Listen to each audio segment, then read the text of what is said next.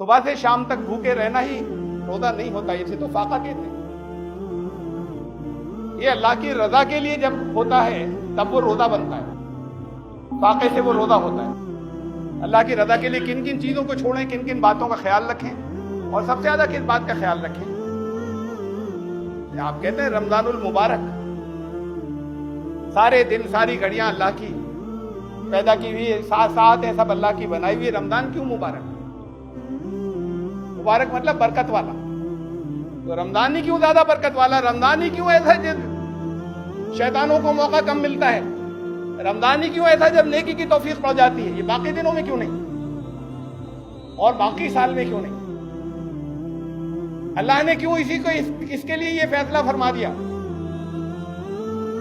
اس لیے کہ اس مہینے میں قرآن نازل ہوا۔ شہر رمضان الذی انزل فیہ القرآن، رمضان وہ مہینہ ہے جس کے اندر، اور اس کا آگے فرمایا اس لیے تم سے روزے رکھوائے جا رہے ہیں جسے بھی یہ مہینہ ملے۔ فمن شہد منکم الشہر فلیصم، اس مہینے میں قرآن نازل ہوا ہے، قوموں کی ہدایت کا سامان نازل ہوا ہے، آپ کو کامیابی تک لے جانے کا پروگرام نازل ہوا ہے۔ وہ پروگرام خالی زبان سے آپ رٹتے رہیں تو پروگرام کا کچھ بھی نہیں ہوگا، کامیابی تک نہیں پہنچے گی۔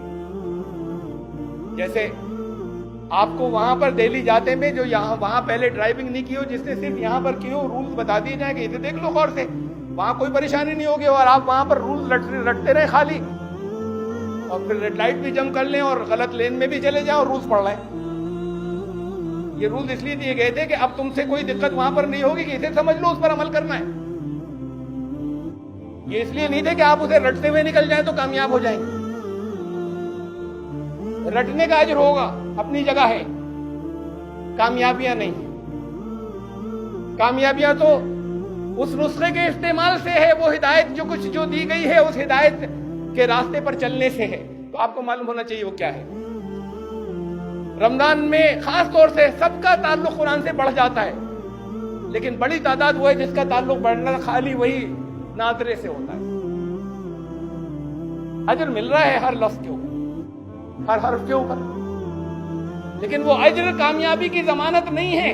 کامیابی کی ضمانت تو اس کے اوپر عمل ہے جو اس نے راستہ بتایا ہے۔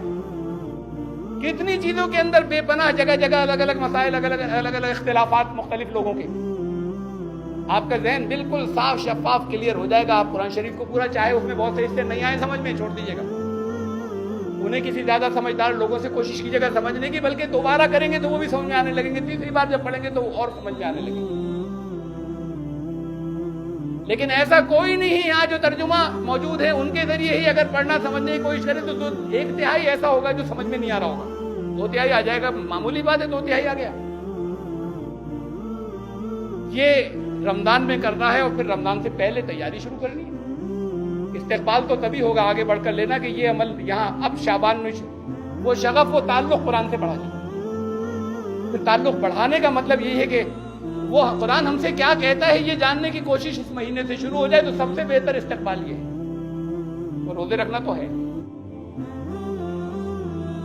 اللہ تعالیٰ آپ سب کو استقبال رمضان کا اجر حاصل کرنے کی توفیق عطا فرمائے، اور پھر وہ مہینہ جو آگے آ رہا ہے، اور ظاہر ہے کہ انشاءاللہ آپ میں سے تقریباً تمام لوگ استقبال کے لیے تیار ہوں گے، تو پھر وہ مہینہ بھی آپ کی دوسروں کے مقابلے میں زیادہ قدر کرنے والا ہوگا۔ بارک اللہ لنا و